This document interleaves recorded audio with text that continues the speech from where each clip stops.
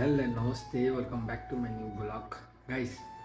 आज पनि छिटै उठेँ गाइस, 2 दिन भयो है कन्टिन्यू।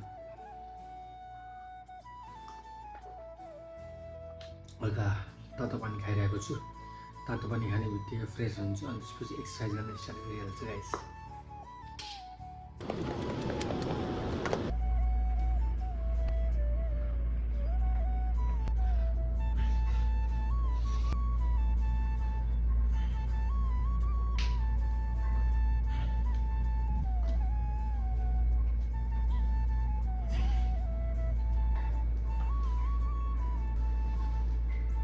गाइस एक्सर्साइजहरू फिनिस गरेर पनि नुहाएर एकदम चिसो पानीले नुहाएँ अनि त्यसपछि ड्रेस लगाएर ड्युटीतिर जानु लागेको छु।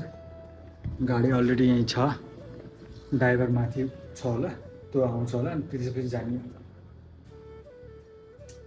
बिरालो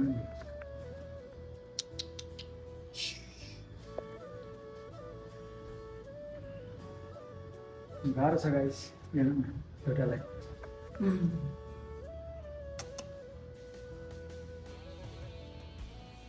यसलाई बेच्दिन पर्ला अनलाइन।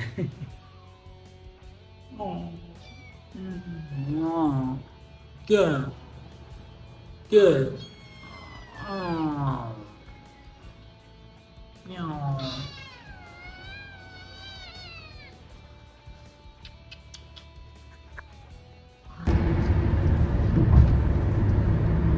सो गाइस फाइनली छुट्टी भइसकेको छ।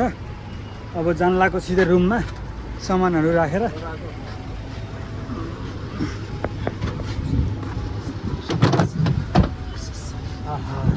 ये भाई इमरान अपना रास्ते घाम छ गाइस। अस्सलाम वालेकुम।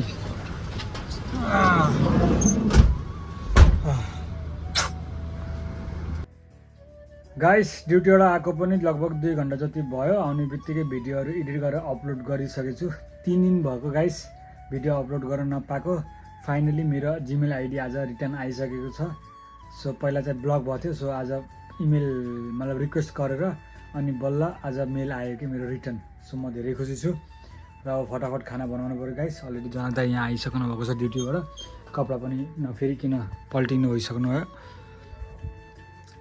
गाह्रो छ गाइस, गाह्रो छ, एकदम गाह्रो छ परदेशी जिन्दगी। सो यहाँ चाहिँ हाम्रो 2G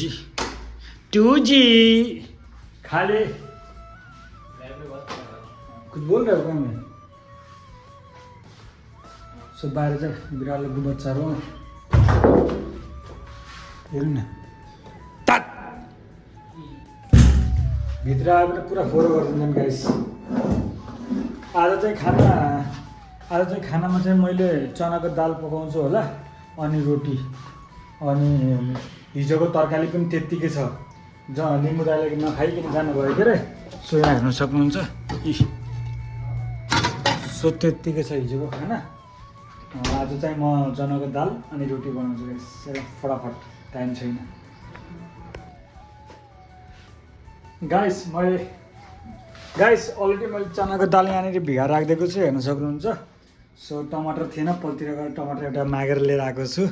अब चनाको दाल बनाउन स्टार्ट गर्नु पऱ्यो गाइस। प्याजहरू पनि काटिसकेको छु अनि चिल्ली अनि जिन्जर गार्लिकको पेस्ट भन्दा पनि हल्का दरदरा गराएको छु। अनि मसला चाहिँ खासै केही छैन, यो 7 स्पाइसेस छ अनि बेसार छ अनि खडा मसला छ गाइस। सो अब स्टार्ट गर्नु पर्ला गाइस। तेल त हालिसकेको छु, अब खडा मसला हाल्नु पऱ्यो यति।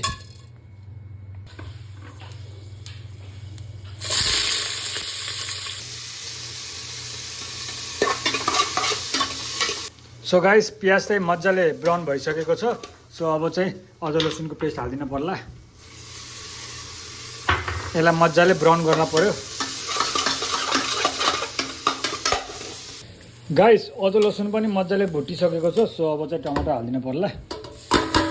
अनि यो चाहिँ मैले यो मसला, यो 7 स्पाइस मसला अनि बेसार मिक्स गरेर राखेको छु हल्का पानी हालेर।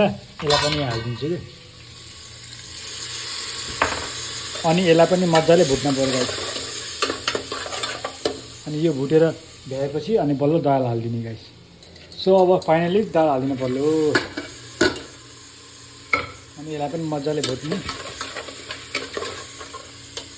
सो गाइस फाइनली मेरो दाल रेडी भइसकेको छ। यहाँ हेर्न सक्नुहुन्छ यो चाहिँ हिजोको मासु अनि यताको चाहिँ दाल कालो कालो देखियो होला।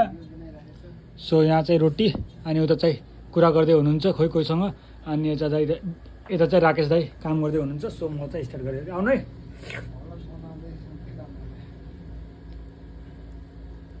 कोसँग कुरा गर्नु चिने छैनौ?